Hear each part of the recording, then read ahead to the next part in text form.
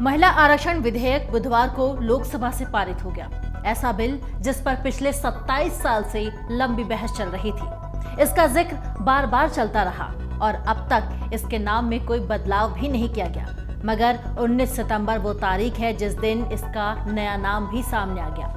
2 दिन तक चली लंबी बहस के बाद महिलाओं को 1/3 आरक्षण देने की शक्ति का पर भी मुहर लग गई और लोकसभा में विधेयक के पक्ष में 454 वोट पड़े, जबकि इसके विरोध में 2 मत पड़े। बिल के खिलाफ असदुद्दीन ओवैसी और उनकी ही पार्टी के सांसद इम्तियाज जलील ने वोट किया और अब जल्द ही ये बिल कानून का रूप भी ले लेगा। मगर इस कानून के लागू होने के बाद क्या क्या बदल जाएगा, ये आप भी जानना चाह रहे होंगे।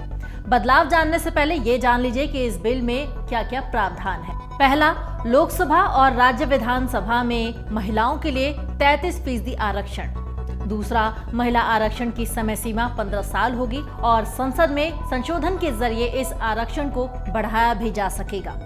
तीसरा, लोकसभा और राज्य विधानसभाओं में अनुसूचित जाति और अनुसूचित जनजाति के लिए सीटें आरक्षित हैं और अब इन आरक्षित सीटों में 1/3 SC/ST महिलाओं के लिए रिजर्व होगा।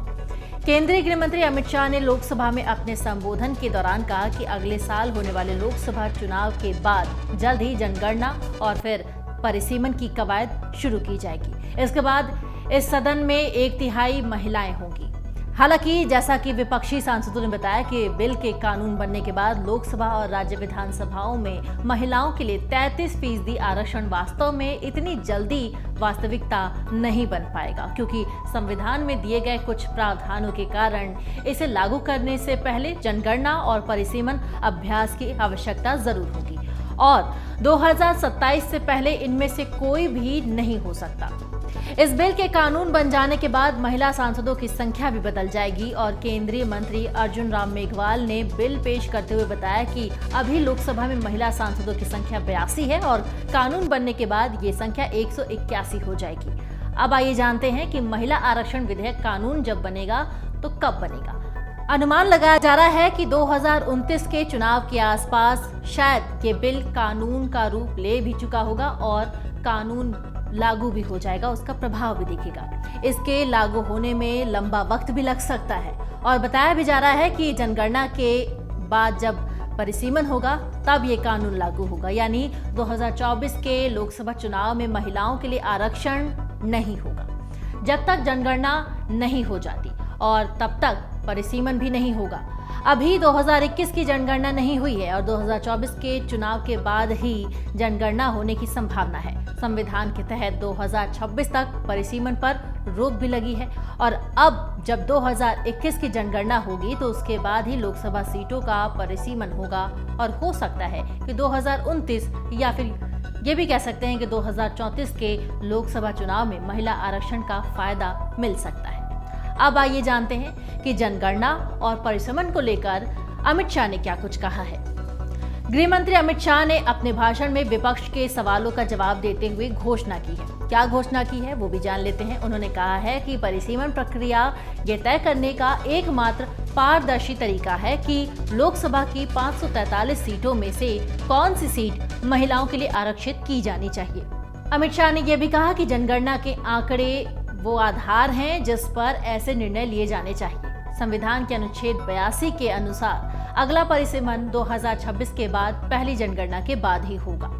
अगली जनगणना 2021 के लिए निर्धारित है और 2021 में होना था, लेकिन कोविड महामारी की वजह से उन योजनाओं पर रोक लग गई थी और अमित शाह ने ये संकेत दिया कि ये अभ्यास अब 2024 के चुनाव के बाद आयोजित किया जा सकता है।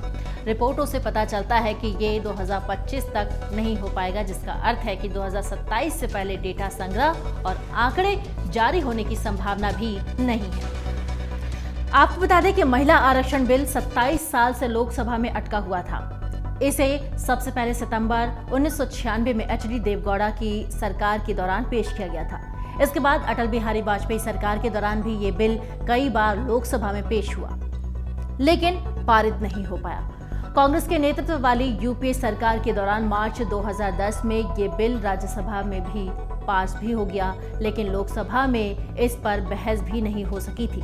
अब एक बार फिर से महिला आरक्षण का मुद्दा जोर पकड़ रहा है और देखना होगा कि 2019 के आसपास जब ये मुद्दा और भी गर्मा चुका होगा और ये बिल कानून का रूप ले चुका होगा तो फिर क्या असर पड़ता है।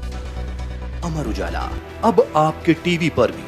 अपने स्मार्ट टीवी पर YouTube पर सर्च करें अमर उजाला, चैनल सब्सक्राइब करें और देखें ताजा खबरें, वो भी HD क्वालिटी में। और हाँ, बेल आइकन दबाना ना भूलें ताकि हर खबर हो आपके घर। अमर उजाला, निष्पक्ष, निर्भीक, निरंतर।